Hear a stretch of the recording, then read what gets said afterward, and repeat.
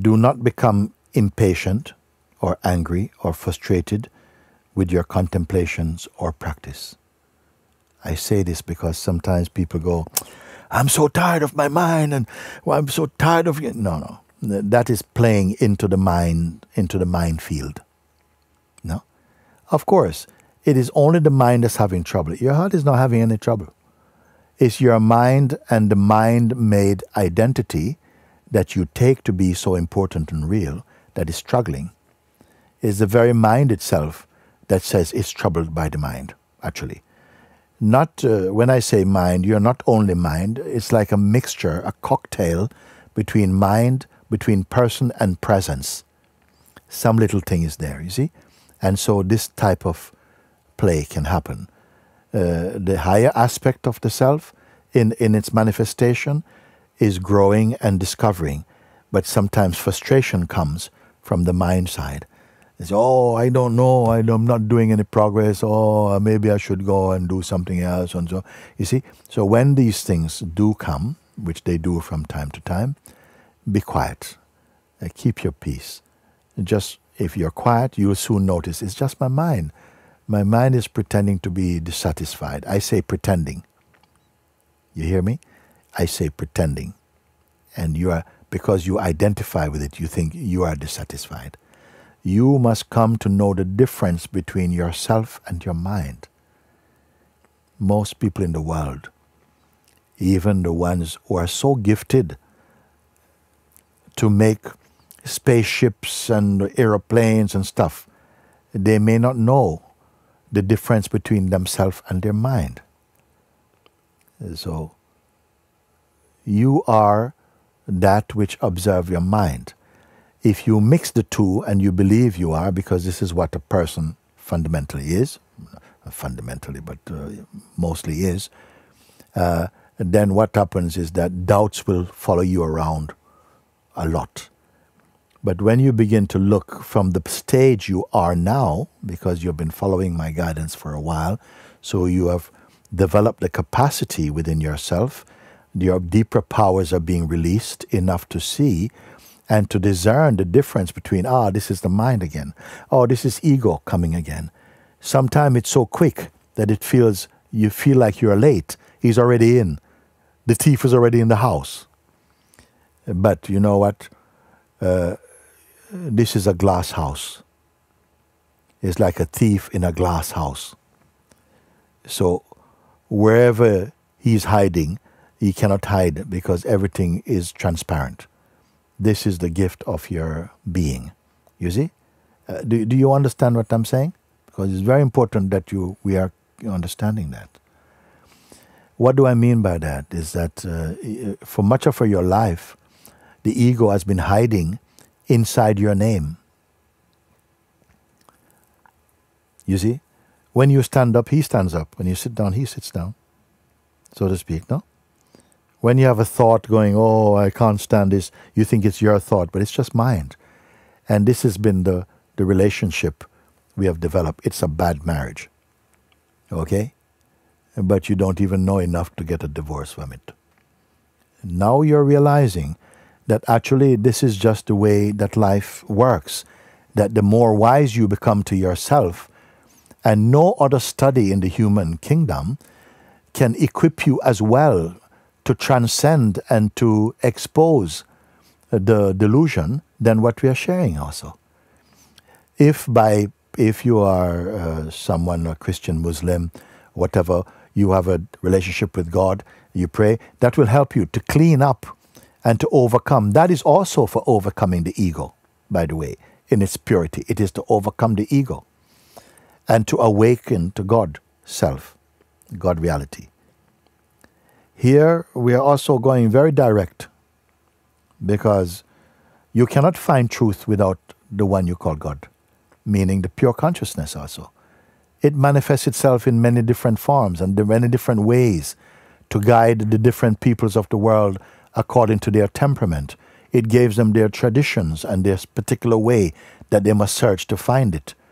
You see? But we are confused because we believe so much in our personal identity. You think that other ways of thinking are wrong because they're not your way of thinking. This is ignorance, you see. Anyway, that was only my first point. Second point. The ego grew and became strong due to the strength of belief in it. And so it was accepted as who we are and unquestioned for so long. But now, things are changing. Next one. Don't think ego is all bad, horrible, horrible. No, no, no. Initially, it was the I-ego's desire to find the self that brought you so far. Thereafter, or at a certain point, as you grow, it is recognized, the ego is recognized to be an illusion as the real self becomes obvious to itself. Did you understand that one? Very good. Very good. Did you understand that one? I ask again. So it is this, the one who wants to find the truth in the beginning is very necessary. It's even grace, it's blessing that arose in your heart, because earlier than that maybe you had no desire for truth. So it was still the identity at some point was searching to find the truth. And so that began your spiritual journey and quest. But as you developed and became more mature, at some point you look and see, now from this place, this one I see is illusion. And then he cannot follow you anymore because you're home. You see? Come on, give me some feedback. I want to look. I don't have to say with words. I want to see that you're understanding. That's it. Okay, now the next point. So, the one who feels stuck or blocked will eventually be exposed to be the false self or ego and will lose its credibility. This will be recognized in the true self. So for sometimes you yourself may have noticed going, I can't get any further, I feel blocked, I don't know what to do, and so on. And why is that so powerful? Because it's identified with, it's taken to be true, and you believe it is yourself. You see? So what I wrote here is that the one who feels stuck or blocked will eventually be exposed to be the false self or ego, and will then lose its credibility, its apparent credibility. This will be recognized when you reach the true self. You will have a chance to later, you can look over these notes again. Next one.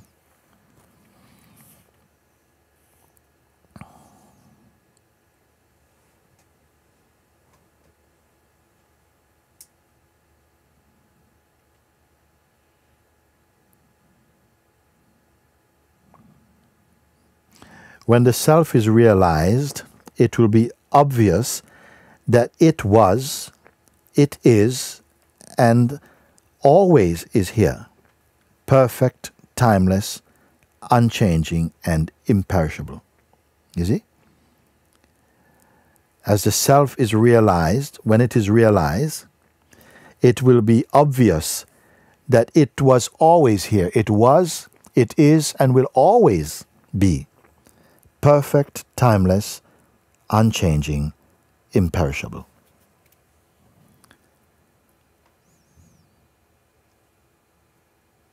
Next one.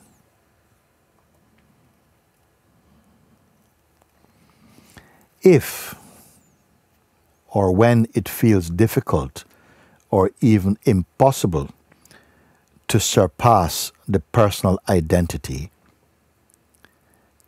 turn to prayer and ask God to absorb or merge the mind inside Him, who is the self. You understand this one? Sometimes we are feeling, whoa, I just can't focus on the inquiry. It's too impersonal, and I can feel my identity so strong. I'm so strong identity.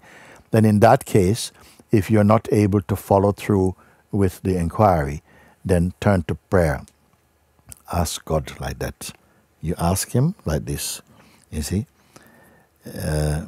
Turn to prayer and ask God to absorb and merge the mind inside the self, inside Him.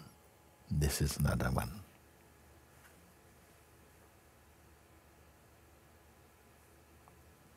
The next one. It is only the mind that believes in the mind. Turn the mind's attention to the heart again and again by remaining mind's formless witness, and it will merge inside the heart gradually. So again, it is the mind that believes in the mind. It is the mind constructed identity that is believing and have a relationship with the mind. Turn this mind's attention towards the heart or the self, as I've shown you. Do it again and again by remaining the witness of the mind itself, and it will gradually merge in the heart and be quiet. Now, I don't expect, as I speak this, immediately it is so.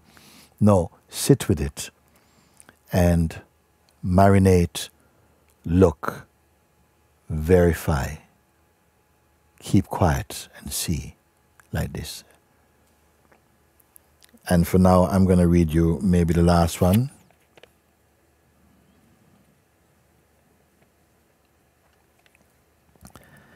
What you call death is only a door you will pass through without stopping there. What we call death, that terrifies so many people. It's only a door, a curtain. Like Rumi, I think coming now, Rumi said like this, don't be worried for me when I leave this body. I'm just passing through a curtain into paradise. What does it mean? Don't worry. So let me see how many I've got here. Yes. So I've read 8 of them. I have 8 more. I'll leave that for later. How about that? Enough for the moment. Okay.